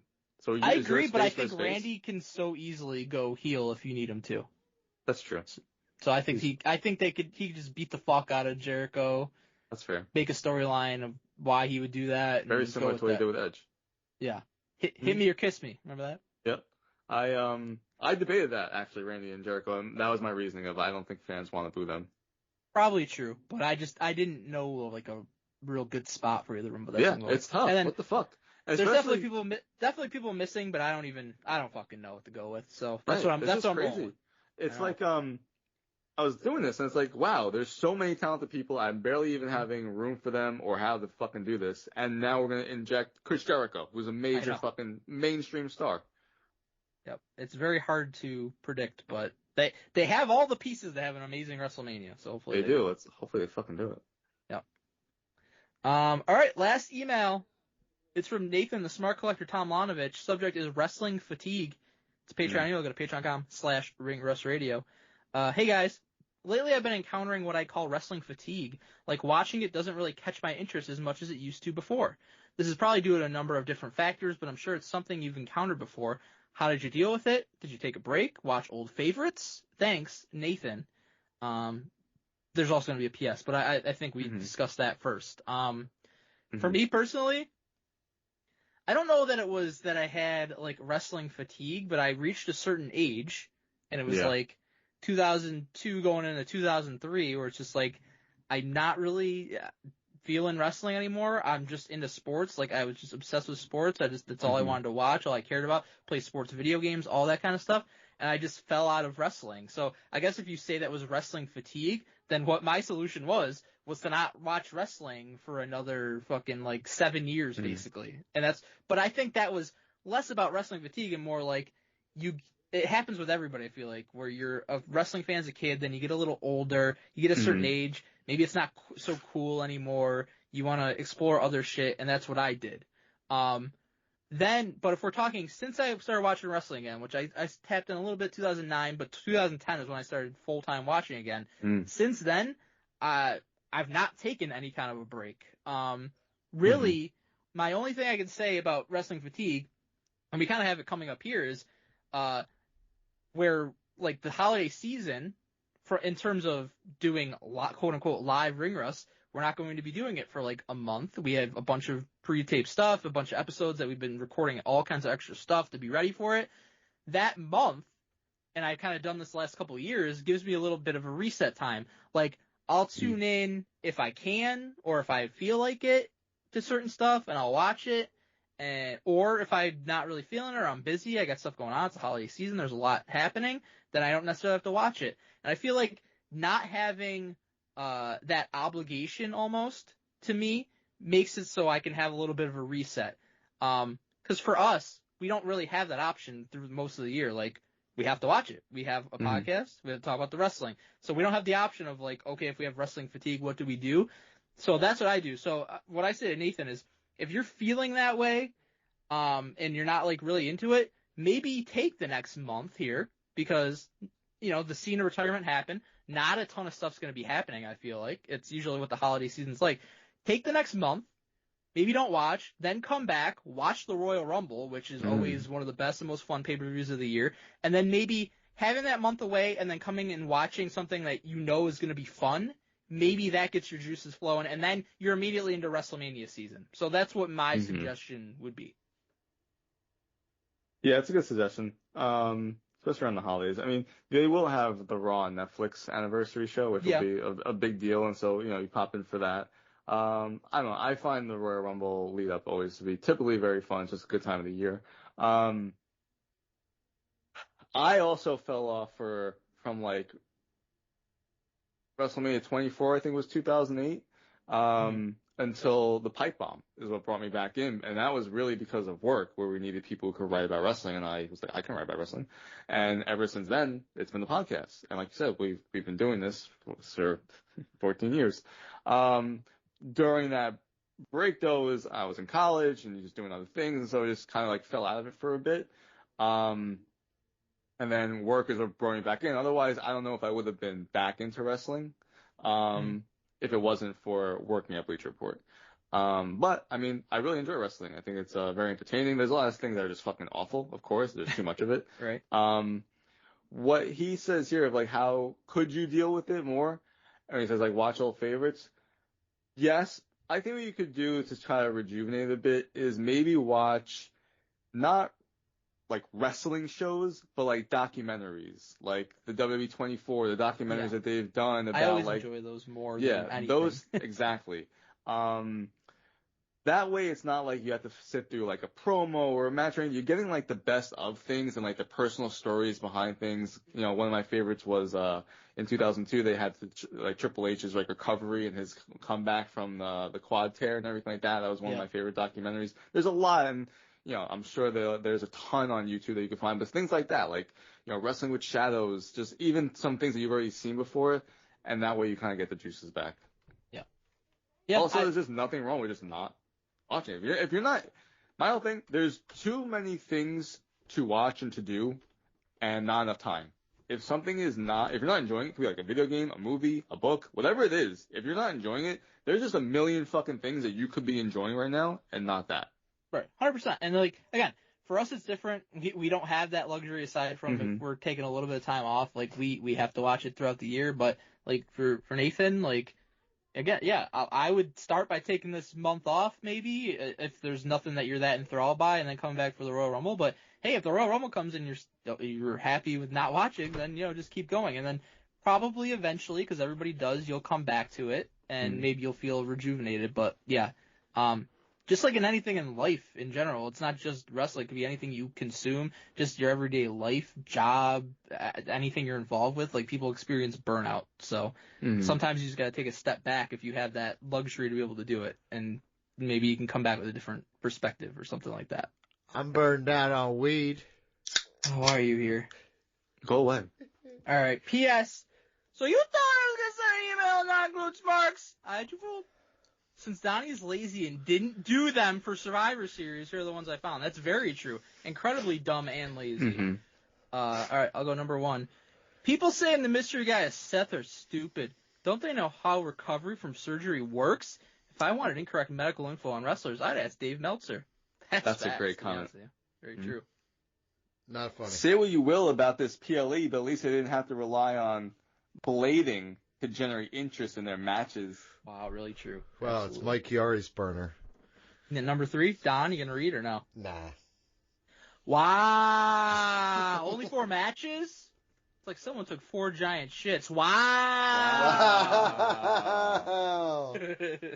Donnie's real text. Very funny. Yeah, I own that shit. I will own that. I have a note here, apparently I'm supposed to read. Below comment likely sent by George Cruz. Oh, boy. And as for the women's outfits, Rhea showed great creativity in dressing up as a horror character. A wonderful costume. I liked Alexa Bliss's costume even more. It was outstanding! What she wore was everything I expected. It looked amazing. The makeup, the costumes, everything was thought out. This is definitely this is a 2-page note from George Cruz. This is an excerpt from it. Last one. The men's War Games was also the worst for me since the format, unfortunately, arrived for the main roster. Unfortunately, Triple H seems to look at WWE fans and say, do yeet during the match, have entrances, hype and aura, views on TikTok. Wow! Wow! And that's it. Donnie, real quick, since you decided to finally show up. Yep. Our old buddy, Chad Gable Bruce Pritchard, he sent an email, about WrestleMania predictions. You know how he always does that? He was supposed to pay us money and never did. So what happened was he sent an email long ago about like who won for last year, and he thought that we just didn't read it, but he sent it to the wrong email. So he realized it. Then he sent it, and you, by getting exactly 1 match correct, you won. So you have to tell him what to do. I want a retro. So you want him to pay for a retro? I want him to pay for a retro. Okay. There we go. That's what I want. Which retro? Well, I'll let him decide that. I'll let him decide that. Okay. But he has to pay for a retro. retro. If he can reach out to me and ask if he wants some consultation, because I can make you guys watch some horrible shit. Maybe a recent AEW pay-per-view that you just watched will make you watch it again. No, absolutely not. We're not doing that. I'll be sick that day. I'm gonna have him find the longest AEW pay-per-view, and we're gonna cover that. No, we already decided. did. Like, yeah, we already decided that there's a limit for how long of a show it could be. What's the limit? 2 hours? No. No, right? Find the limit. We're gonna meet the limit. 1 hour. Find the limit. We're gonna meet the limit. Have him do Southpaw Regional Wrestling, the full seasons. Yeah, I want 12 months of retros. You fucked up. I want your firstborn child. I want 2 fucking mortgage payments a month. I want a property down in Brigantine, New Jersey. Where do you want, BJ? No, you've crossed. I'm getting you involved too. Donnie always wants something in New Jersey. Do you notice that? Hell yeah, dude. Yep. I think It's like the fucking second paradise to him. It's the second classiest place at the Pennsylvania. Yikes. Don, that's the end of the show. You got anything to say to the people? I kind of, peel back the curtain. We're going to have some evergreen content coming up. We're going to have the Rusties coming up. I don't know about you. I'll be here every week. I don't know what you're talking about. I'll be here every week. Fresh content. Yeah, me too. I promise we won't talk about what's currently going on in wrestling, but we'll be here every week talking about wrestling. Mm-hmm. Bye. Well, I hope everybody has a happy holiday. Yeah, don't do dumb shit and get drunk and drive. So just get drunk and then Uber. Uber. Sounds good. Bye.